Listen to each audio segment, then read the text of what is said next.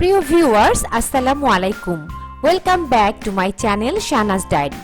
আজকে আপনাদের সাথে চটজলদি তৈরি করে নেওয়া যায় এমন 4টি ডেজার্ট আইটেম শেয়ার করতে যাচ্ছি। প্রথমে দেখাচ্ছি কিভাবে পোলার চালের জর্দা করতে হয়। চিনি গুঁড়া পোলার চাল 2 কাপ পরিমাণ নিয়ে নিলাম, মানে 500 গ্রাম।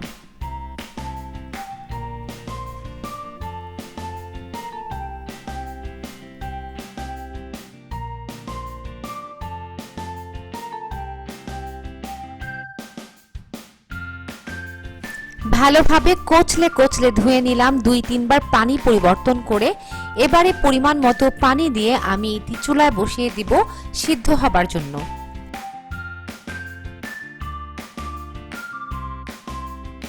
পানিটা একটু গরম হয়ে এলে প্রথমে আমি এতে অরেঞ্জ ফুড কালারটা দিয়ে দিব 3-4 ফোঁটা।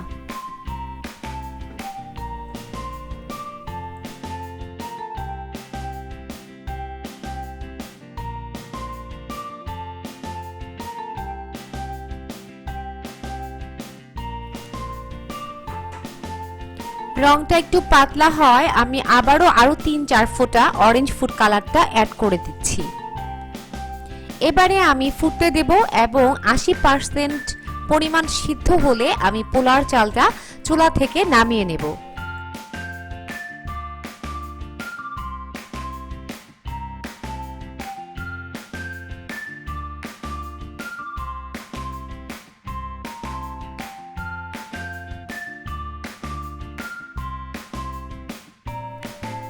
80% মতো প্রায় সিদ্ধ হয়ে গেছে। আমি একটু কাছ থেকে দেখাচ্ছি। একদম পুরোপুরি সিদ্ধ করা যাবে না, তাহলে কিন্তু জর্দা গলে যাবে।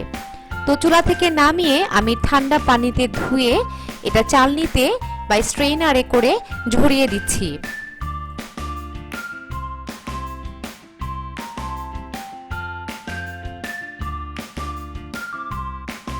ভালোভাবে পানিটা ঝরে গেলে আমি নরমাল ফ্রিজে রেখে দেব 1.5 থেকে 2 ঘন্টা।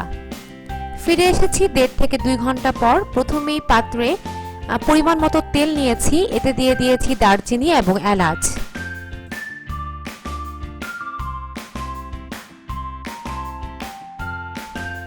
তেল গরম হয়ে এলে একটু পর আমি ভালো করে নেড়েচেড়ে দিয়ে এতে এখন দিয়ে দিচ্ছি 2 টেবিল চামচ পরিমাণ বাসায় তৈরি করা ঘি। আবারও নেড়েচেড়ে দিচ্ছি। এবারে আমি সিদ্ধ করে নেওয়া পোলার চাল এতে দিয়ে দিচ্ছি।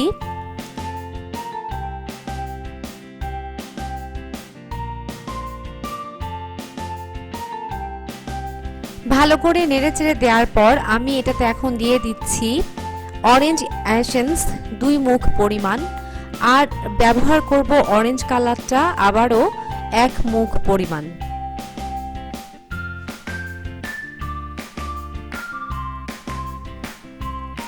এবারে আবারও ভালো করে নেড়েচেড়ে দিচ্ছি।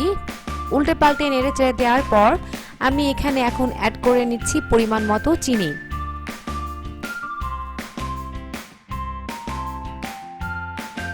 চিনি দিয়ে নেড়েচেড়ে দেওয়ার পর আমার মনে হচ্ছে যে আরো একটু কালার আনতে হবে, তাই আমি আবারও আরো 1 ক্যাপ এখানে হচ্ছে ফুড কালার অরেঞ্জ কালারটা ব্যবহার করলাম। এবারে আবার নেড়েচেড়ে দেওয়ার পর দেখেন যে চিনির পানি ছেড়ে দিয়েছে, এতে ভয় পাবার কিছু নাই, পানি কিন্তু ছাড়বে। এখানে যেটা করতে হবে অল্প টেম্পারেচারে খুব ধীরে ধীরে নেড়েচেড়ে এই পানিটা টানিয়ে নিতে হবে।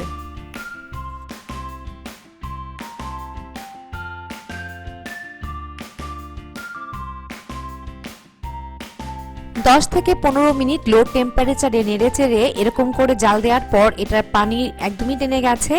এখন আমি এতে কিশমিশ এবং কেটে রাখা বাদামগুলো দিয়ে দিচ্ছি।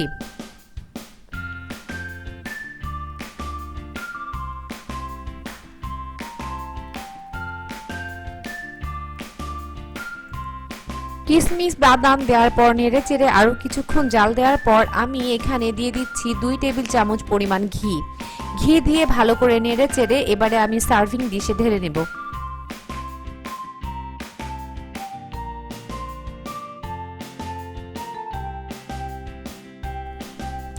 ডেকোরেশনের জন্য আপনি চাইলে এতে ব্যবহার করতে পারেন টুটি ফুটি বিভিন্ন কালারফুল তাছাড়া হচ্ছে মোরব্বা, চাল কুমড়া যে মোরব্বাটা কিনতে পাওয়া যায় ওটা স্লাইস করে এখানে দেওয়া যেতে পারে।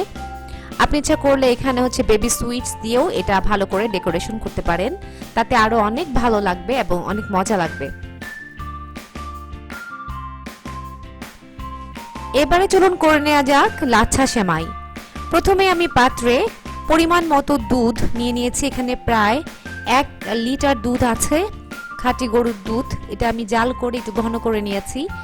তারপরে এই দুধের মধ্যে এলাচ 4-5টা এবং দারচিনি 4-5টা আমি দিয়ে দিয়েছি। এখন দিয়ে দিচ্ছি পরিমাণ করে চিনি। চিনি দিয়েছি প্রায় 400 গ্রামের মতো। আর এটা আসলে নির্ভর করবে আপনার নিজস্ব স্বাদের উপর, আপনি কতটুকু মিষ্টি খাবেন সেভাবেই দেবেন। তবে আমি একটু প্রথমে কমই দিয়েছি, কারণ হচ্ছে যে আমি এটার সাথে কনডেন্সড মিল্ক অ্যাড করব, সেই জন্য। পাউডার মিল্ক গুলানোর জন্য একটু দুধ তুলে রাখলাম। এরপর আমি এখানে 2 টেবিল চামচ পরিমাণ ঘি দিয়ে দিচ্ছি। এবারে নেড়ে চেড়ে চুলায় রেখে দেব যাতে করে বলক উঠে আসে, বলক উঠানোর জন্য। আর এদিকে আমি বাটিতে তুলে রাখা দুধের মধ্যে 3 চা চামচ বা 4 চা চামচ পরিমাণ দুধ গুলে নিচ্ছি।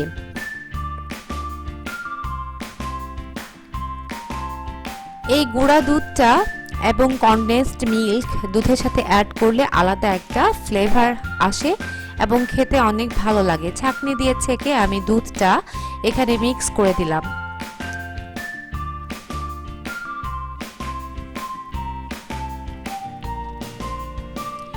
দুধে বলক চলে এসেছে।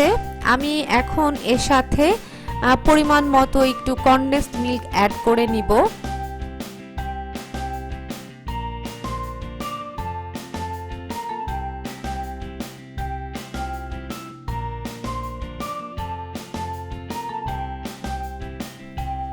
দুধে বলক উঠে গেছে, পরিমাণ মতো লাচ্ছা সেমাই দিয়ে এবারে জাস্ট 2 থেকে 3 মিনিট একটু জাল দিয়ে নিব। হয়ে গেছে লাচ্ছা সেমাই। এবারে আমি সার্ভিং ডিশে ঢেলে নিচ্ছি।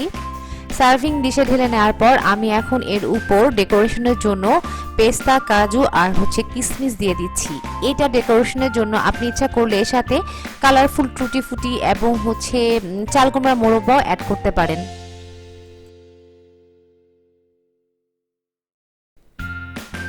এবারে সেম পদ্ধতিতে আমি আগে দুধটা রেডি করে নিয়েছি অন্য আরেকটি পাত্রে। তো দুধে যখন বলক উঠে আসবে তখন আমি এতে লম্বা সেমাইটা একটু জাস্ট হচ্ছে হাত দিয়ে ভেঙে এর মধ্যে দিয়ে দিচ্ছি। আর যেহেতু লম্বা সেমাইটা এটা ভাজাই ছিল, কাজে এটা আমি আলাদা করে আর ভাজিনি। আর দুধে তো আমি ঘি দিয়েছি। তো যাই হোক, এখন হচ্ছে 4 থেকে 5 মিনিট এই গরম দুধে মানে বলক ওঠা দুধে এটা আমি আবার একটু জাল করে নিব। যখন সিদ্ধ হয়ে যাবে এবং দেখবো যে ঘন হয়ে এসেছে তখন এটা আমি জাস্ট হচ্ছে সার্ভিং ডিশে ঢেলে নিচ্ছি।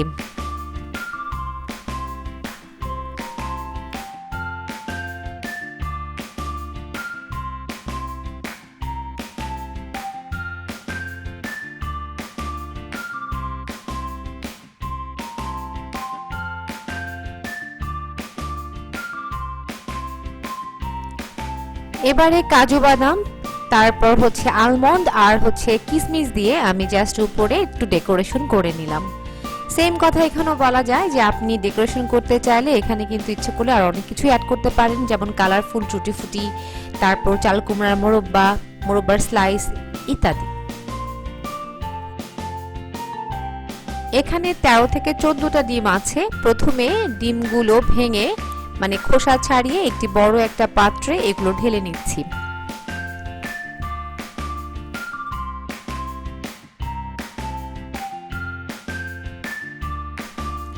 এবারে একটু একটু করে চিনি দিয়ে আমি হ্যান্ড বিটার দিয়ে এটা খুব ডিমের সাথে চিনিটা খুব ভালো করে মিক্স করে নিব। একবারে না দিয়ে একটু একটু করে দিয়ে ধীরে ধীরে করে মিক্স করলে ভালো হবে।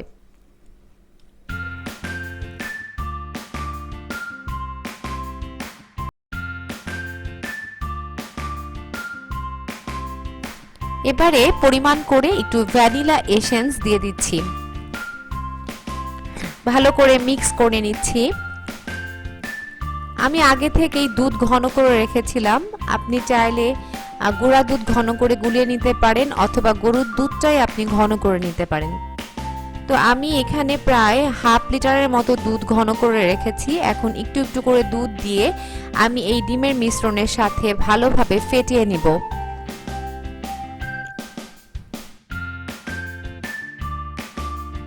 এবার আমি চা চামচের 1 চা চামচ পরিমাণ বা এর চেয়ে একটু কম দিয়েছি, একটু কর্নফ্লাওয়ার দিয়ে দিলাম। এবারে ভালো করে এটার সাথে গুলিয়ে নিচ্ছি। মিক্স করা হয়ে গেছে। তো আমার এখন মনে হলো যে আরেকটু এসেন্স দিলে ভালো হবে, তাই আরেকটু এসেন্স এখানে অ্যাড করেছি। আবারও ভালো করে মিক্স করে নিচ্ছি।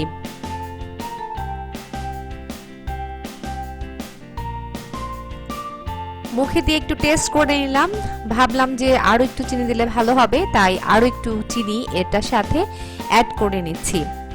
আবারও ভালোভাবে মিক্স করে নিলাম। এরপরে আমি চলে যাব চুলাতে। আমি যেই পাত্রে এটা বসাবো সেটাতে আমি ক্যারামেল করে নিব। তো চুলাতে আমি পাত্রে যেটাতে দিব আর কি, সেটাতে ক্যারামেল করে নিচ্ছি। ক্যারামেল করার জন্য আপনি জাস্ট 2 চা চামচ বা 3 চা চামচ পরিমাণ চিনি, অল্প একটু পানি দিয়ে অল্প হিটে নেড়ে চেড়ে খুব সুন্দর করে ক্যারামেলটা করে নিতে হবে। আদারওয়াইজ খুব জোরে যদি টেম্পারেচার দেন তাহলে কিন্তু পুড়ে যেতে পারে। তো এই যে আমার ক্যারামেল করা হয়ে গেছে। এখন এটা আমি ঠান্ডা হতে দিব, কারণ ঠান্ডা হওয়ার পর এতে আমি পুডিং এর মিশ্রণটা ঢালবো। আমি যতটুকু মিশ্রণ করেছি তাতে আমার 2 বাটি পরিমাণ হবে। তো ক্যারামেলটা ঠান্ডা করতে দিয়ে আমি আরেকটা পাত্রে ক্যারামেল করে নেওয়ার জন্য চুলায় বসিয়ে দিয়েছি এবং ওটা হয়ে গেলে দুটাই আমি টেবিলে এনে রাখলাম। ঠান্ডা হয়ে যাবার পর পুডিং এর মিশ্রণ আমি 2টা বাটিতে ঢেলে নিচ্ছি। তবে এখানে আমি যেটা করেছিলাম, একটা একটু বেশ মোটা করেছিলাম, মানে একটু পুরু, আর একটা একটু পাতলা করে করেছিলাম। তো যাই হোক, এখন এটা আমি প্রেসার কুকারে এই পুডিংটা আমি তৈরি করব। এই জন্য আমি প্রেসার কুকারে অল্প একটু পানি নিয়েছি, বসিয়ে দিয়েছি একটা স্ট্যান্ড। এখন এই স্ট্যান্ডের উপর আমি প্রথমে যে বড় বাটিটা, যেটা একটু পুরু করে ঢেলেছিলাম মিশ্রণ, সেটা এরকম একটা নোজ প্লাস দিয়ে ধরে আস্তে করে বসিয়ে দিয়েছি। এবারে ঢাকনা দিয়ে ঢেকে আমি প্রেসার কুকারের মুখটা লাগিয়ে দিব এবং শীষ দিব 3টি।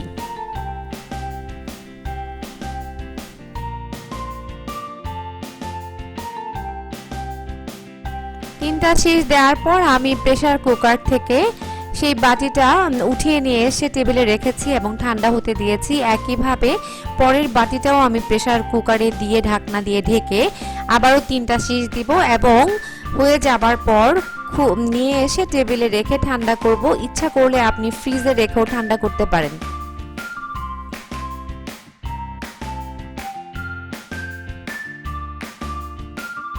দ্বিতীয় বাটিটা আমি প্রেসার কুকারে করে চুলায় চড়িয়ে দিয়েছি শীষ দেওয়ার জন্য। এদিকে আদ্রিতা, আমার ছোট মেয়ের আর তর্স হয়েছে না, সে কিন্তু পুডিংটা কেটে দেখছে যে কেমন হয়েছে। তো এতে কর্নফ্লাওয়ার দিয়েছিলাম, তাই একটু শক্ত শক্ত করেছি। আদ্রিতা আবার এরকম শক্ত খেতে পছন্দ করে, ওর জন্যই আসলে কর্নফ্লাওয়ারটা একটু বেশি দিয়ে একটু শক্ত করে করেছি, ওর এটাই পছন্দ। আপনি যদি নরম করতে চান তাহলে কর্নফ্লাওয়ারটা আপনি ইচ্ছা করলে অ্যাভয়েড করতে পারেন।